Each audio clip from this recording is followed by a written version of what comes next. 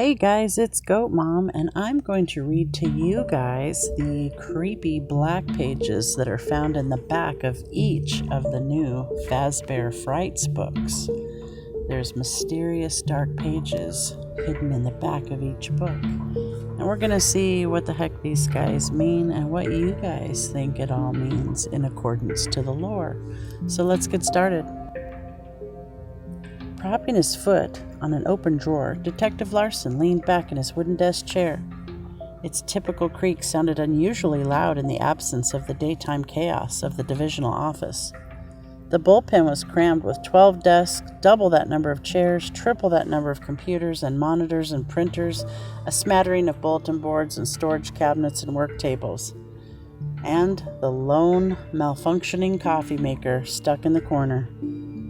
The coffee maker spewed out abysmal coffee, but it made a musical hissing sound that a couple of the detectives thought sounded like the Ride of the Valkyries. It was on one of its more screeching crescendos right now. Larson shook his head.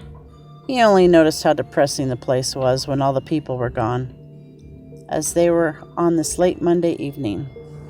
He should have been gone too. But he wasn't in a hurry to get back to his empty apartment ever since his wife Angela left him, filed for divorce, and embarked on a mission to be sure he saw their 7-year-old son Ryan as little as possible. Larson didn't see the point of going home. Home wasn't home. It was a 2-bedroom walk-up, according to Ryan, smelled like pickles and had the ugliest carpet ever. He told himself he'd stay late and catch up on reports, but he was really just sitting there feeling sorry for himself. Was he really the horrible dad Angela accused him of being? Sure, the job forced him to miss a lot of Ryan's games and school events. Yes, he'd broken a lot of promises to his son. "I'll be home in time to throw the ball, Ryan," turned into, "Sorry, I got a new case." "I'll take you camping this weekend," turned into, "Sorry, the chief called me in." "He's your son, Everett," Angela kept saying to him before she left. "He's not an afterthought. He should be your reason for being, not something you get around to someday." Angela just didn't understand. He loved his son, of course, but this job wasn't just a job. Yep, he was definitely feeling sorry for himself. Not the best use of his time. Larson shifted, trying to find the ever-elusive, comfortable position in his desk chair. He looked around at the place where he'd spent 2/3 of his life over the last 5 years. It really was a bleak room. Dingy beige walls, flickering fluorescent lights, scuffed gray linoleum floor, and all the furniture in perpetual disarray. Were detectives so lowly that they deserved such surroundings, or were they just too darn busy to do anything about it? Larson shifted his gaze to the line of narrow windows that marched along the outside wall of the room.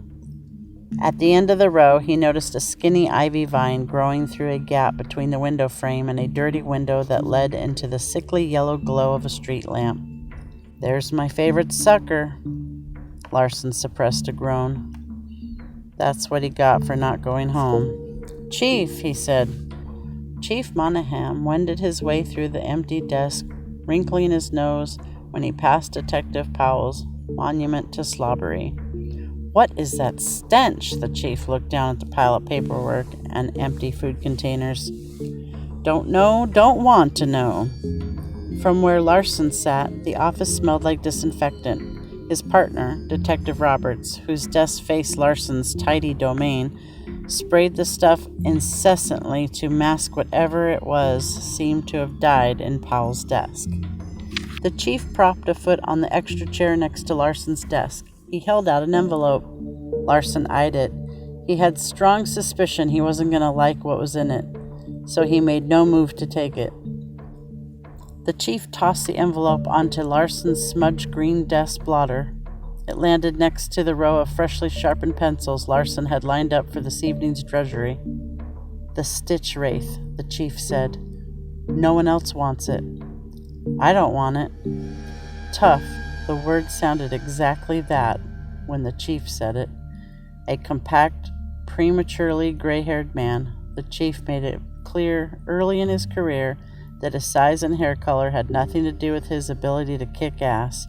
He wasn't big, but he could do what any big man could.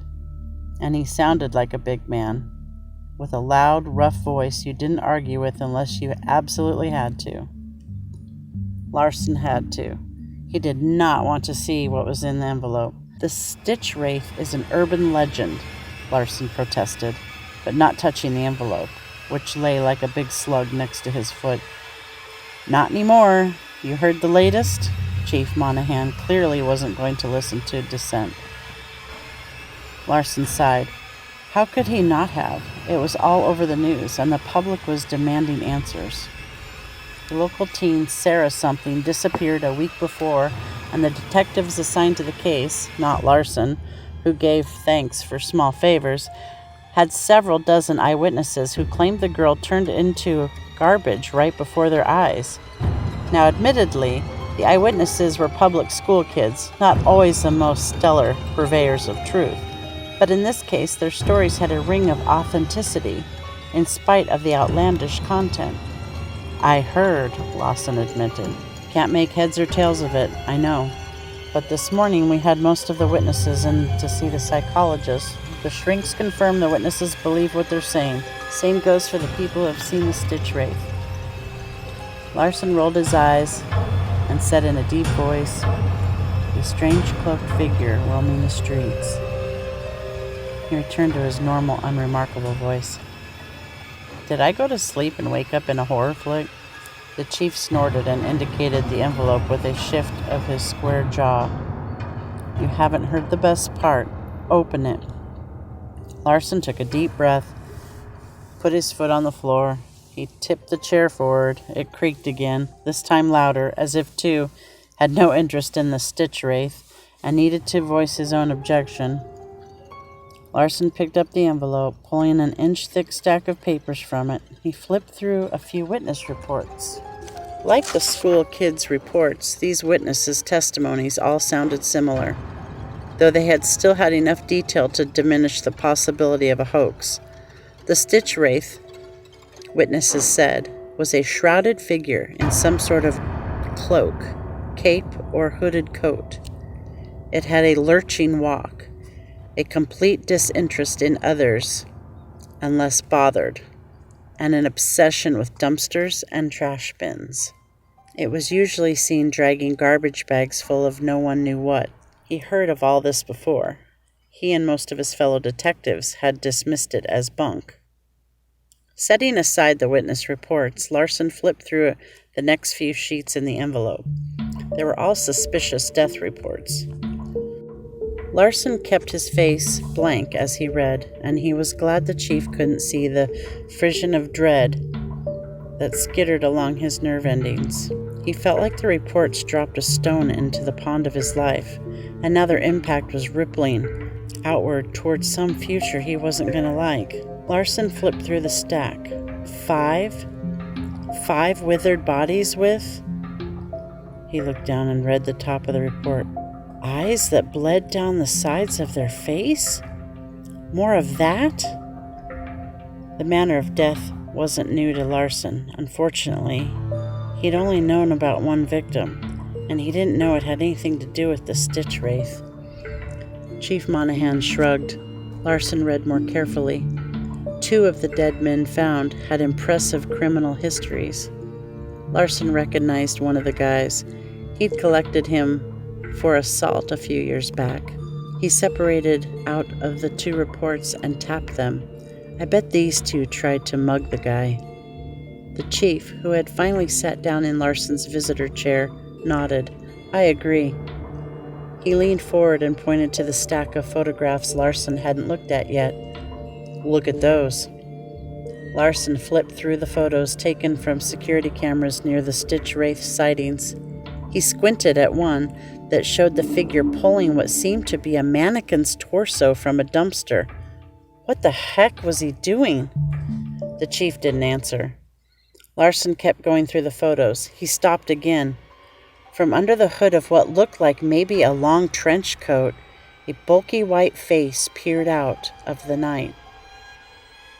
Larson stiffened so he wouldn't recoil. He wanted to drop the photo and get as far from his desk as he could, but he didn't do that. He just stared at the strange visage and concentrated on breathing normally. He wasn't going to let this craziness rattle him, especially not in front of the chief. The face wasn't a face. Not a human face, anyway. Unless it was a damaged human face, covered in bandages, maybe? It looked more like a mask. The face was round, and its features were drawn onto the curved white surface, done in this thick black marker. The black features looked like a child had made them. Larson deliberately relaxed his shoulders, which he realized had been creeping towards his ears. It's just a stupid mask, he told himself. Larson looked up at Chief Monahan. A mask? Your guess is as good as mine. Larson looked back at the face. It had dark eyes, one of which looked blackened, and it had a terrifying mouth with a missing tooth and something stuck between the remaining front teeth. Were those blood stains around the mouth? We got a match on it. The police pressed his thin lips together in what could have been a smile. He liked dropping bombshells. A match on what? This? Larson pointed at the blurred and bizarre face. The chief nodded. And you're not going to believe where we got it from. That's the end of book 1. Let's see what's in book 2.